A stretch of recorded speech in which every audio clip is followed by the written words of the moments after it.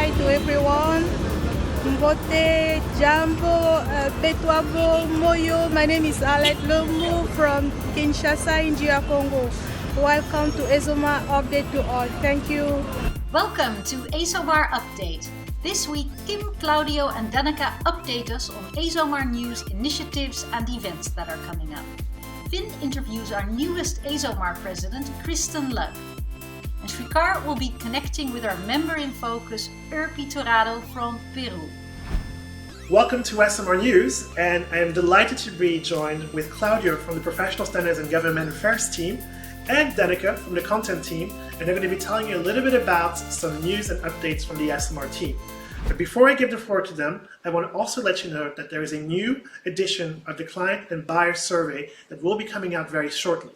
We're going to be doing the fielding as we speak, so in the next few weeks we'll be able to give you a bigger update about what we've got planned and what are some of the early learnings.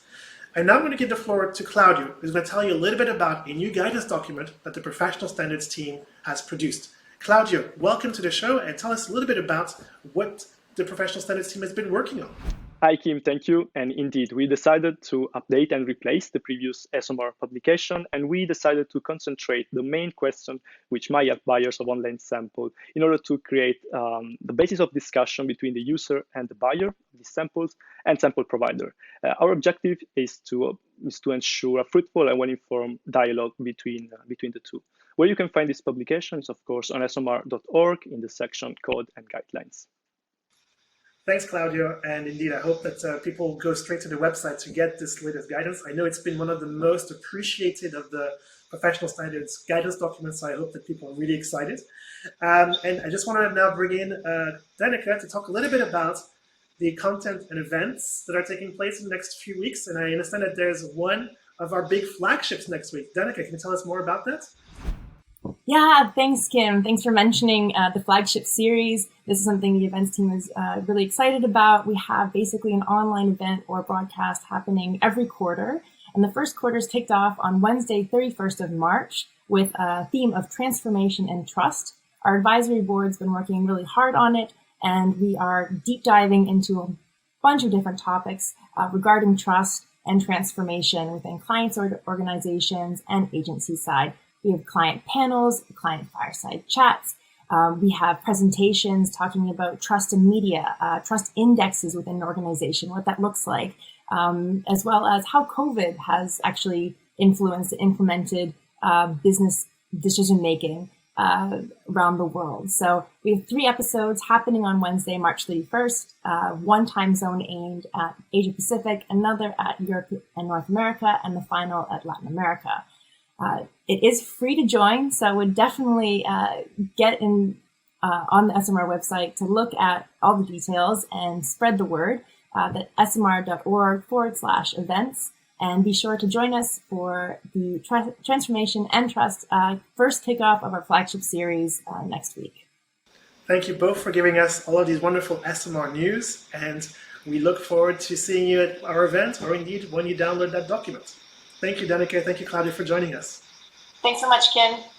Kristen, lovely to have you with us, and thank you so much for spending a few seconds with us. I know you're in the middle of kind of preparing for the first council meeting and stuff, but delighted to be able to nab you just for a couple of seconds and hopefully get a little sneak preview of what you're planning for the new presidential term. And by the way, congratulations. Brilliant win on your presidency. Yeah, thank you. I'm excited to get started. So for those of you who don't know Kristen, you've clearly been living in the dark ages for the last number of years, but Kristen has been involved in the research industry for a long, long time, moved out of that into growth hacking, and is now an investment consultant. So has seen the business from as many different sides and facets as you could possibly hope for. Kristen, clearly coming in after Joachim, what do you see as the main presidential philosophy that you'd like to follow for your coming term?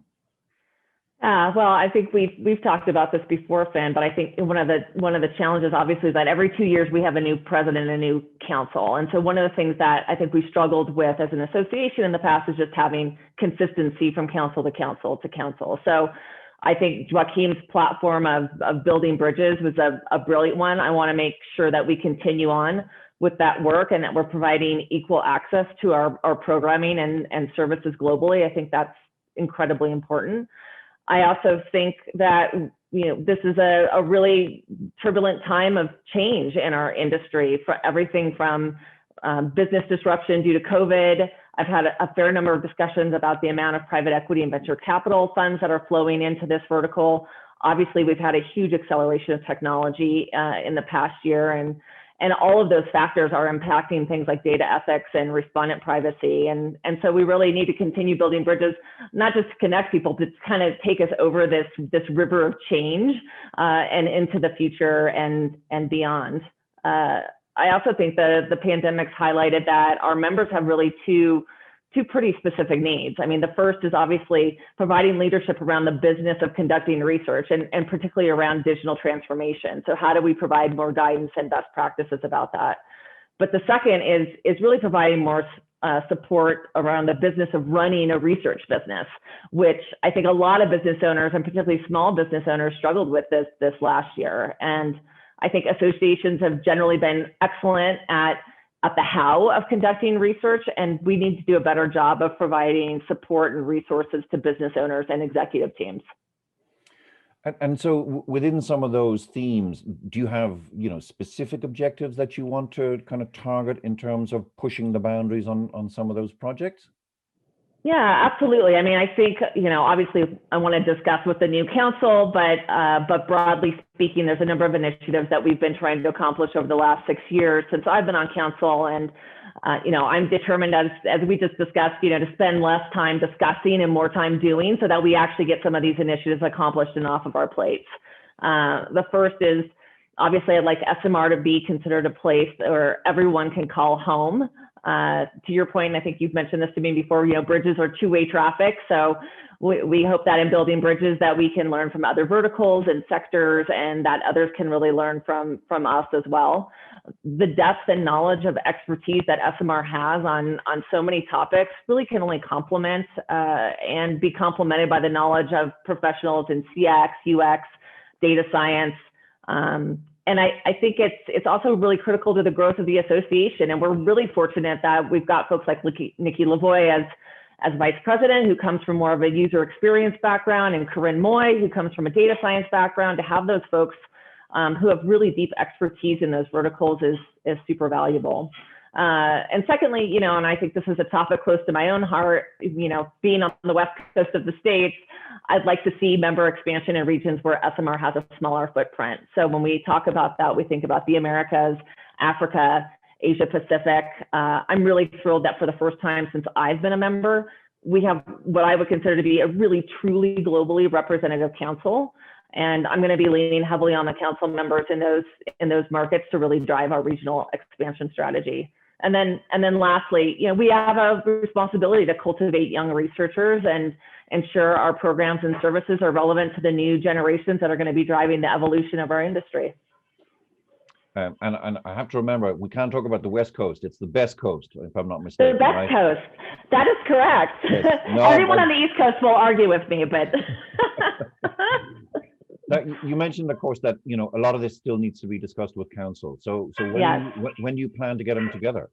Yes, well, we're trying to get the first meeting set up ASAP. I think the second week of April is what we're looking for, and then we'll meet every 6 to 8 weeks. The meetings, obviously, we need to remain virtual for now due to COVID and borders being closed, but it does have the advantage that allows us to meet more frequently without having to organize flights and such. So that I hope the council members will see you, our members, face to face at some point in the year. I'm hopefully that we'll have some opportunities that aren't just virtual, but regardless, I think the great thing about the schedule that we have now is that it's easy to connect regardless of time zone. And then obviously I hope to see all of our members online at our next big event, Trust and Transformation, which is coming up on the 31st of March. And hopefully if you're on the best coast, the times will be, won't have you getting up too early in the morning in order to be able to attend that. So yes. Such is the nature of global research, though. My friends in Asia Pacific tend to stay up very late to participate, and I'm getting up very early. So whatever it takes to connect. Well, Kristen, thanks for spending a couple of minutes with us. It's really great to have you as president. I know that you're going to have a really busy couple of weeks ahead as you kind of get the council set up. But thanks for sharing, a couple of insights, as I said, the sneak preview, and look forward very much to seeing you in person soon and not across a PC screen. Yes, fingers crossed. All right, thanks a million. Thanks, Ben. So welcome to another installment of the Esomar Member Focus, and this week I'm delighted to be joined by Rudi Torrado, who joins us all the way from Peru. Rudi, welcome. Hi, thank you for inviting me today. So could you just quickly introduce yourself, what you do in the research sector, and how you came to be a researcher? Okay, thanks. I am Datum. Datum is a market research company in Peru. I have been involved in this industry forever, I think. My parents both were researchers, Okay. and they founded Datum. So research and polls were always a hot topic at home. Formally, I started working as an interviewer. It was 26 or maybe 27 years ago. I started as interviewer and worked in different positions in the company, learning the business until I became CEO 12 years ago. Apart from that, I enjoy being very active in this industry, so I believe in the power of this community. I am an Esomar representative for Peru and also LATAM ambassador. So I combine this with my work in the Peruvian Association of Market Research, APEIM. I have been president for the last 4 years. Now I am past president. And also I am board member of WIN and executive member of the GRBN.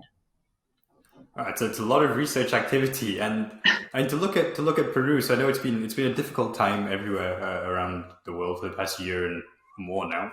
How has research been going on in Peru over the past 12 months? There have been a lot of limitations because of the pandemic. In the last year, online research grew a lot. If you see the GMR numbers, online research in Peru was very low, 7%. So we will see this year's results, but it grew a lot because of the pandemic. But there is also still a limitation to reach low socioeconomic levels. So from March to July, we work mainly with online methodologies, but in August we started working with a mix of methodologies and also merging data from different sources. Face-to-face interviews are really challenging, but we need them now. So the problem is that some interviewers are afraid of the pandemic and get the virus, so they don't want to risk themselves. I can tell that maybe half of the people that used to work as interviewers are working now as interviewers. There is a big reduction of the number of people. Yeah. And on the other hand, there are a lot of people that is not willing to participate. They are not opening the doors because of the pandemic. So there is a lot of limitations, but still with this mix of methodologies or doing one part online, one part face-to-face or telephone interviews has been the way that we have sorted this out. From the client perspective, it is also challenging. When the pandemic started or when it was declared in the country, very few clients decided to continue their research projects. Many of them stopped thinking that it was something that will be over in 15 days or maybe a month. Yeah, and they realized that in Peru the government said that this was going to last 15 days. After 15 days, they said no, 15 more days, and then after a while we noticed that it was not 15 days, but because this idea of 15 days, all projects were stopped and clients were waiting for everything to get back to normal. When they noticed that it was not going back to normal, they restarted. And it was challenging because they had to learn how to work with these new online methodologies. I had a long meeting with clients, trying to explain them how we were going to work online focus group, or how a community works, for example, and what are the advantages of working with an online community, how they can be involved in this community. It was they had to learn new methodologies, new techniques. They had smaller teams because of these shortcuts that companies face. They had to work with less people, and also reduce budgets because everything was reduced. Not the size of our industry is reduced, and the client had to work with the same needs and the same information, but with less money. So that was the situation. Now I think that we are all adapted to these new conditions, to this new normal. Yeah, I think at Esomar it's very much been the same. And you mentioned before, you're of course the Esomar representative in Peru, and we have quite a few initiatives going on this year. So I'm curious, which Esomar initiative are you most excited for, most excited to participate in? It's difficult. I think I can choose one. You can do a ranking if you'd like. But I cannot mention all. So at least there are two that are coming soon that I think they are awesome. One is the Research Got Talent. It is a competition that let us attract and develop new talent. And at the same time, we can showcase how our activity can contribute to society by working with a charity or an NGO. So it is an awesome initiative that I think we should encourage people to participate and countries to adopt this activity in their local agenda. And the other activity that is also coming soon, and I am really looking forward, is the International Market Research Day. This is a day, but the plan is that Esomar has converted it into a week. We will have 1 week celebrating our activity and showing our strength as a community, as a global community. So these two activities, I am really looking forward to them. Fantastic. So just if anyone watching, so IMRD is coming up in May, and Research Got Talent is ongoing, and the winners will be announced at the Insights Festival later this year. And I guess one final question, Urpi, is if you had to share one song from Peru that you think everyone should listen to, what would it be? Peru has an interesting variety of music. Melodies and lyrics vary according to the regions. We have music from the coast, the jungle, and the highlands. I can mention Condor Pasa. It is a well-known song that I enjoy. But to have an idea of what I am talking about, I recommend to the audience to listen or watch at least two different typical dances from Peru, Marinera and the Scissors Dancers. This last one, the Scissors Dancers, are my favorite. So look for them, please. Perfect. I'll be checking that out myself as well. Urpi, thank you so much for your time. Thank you.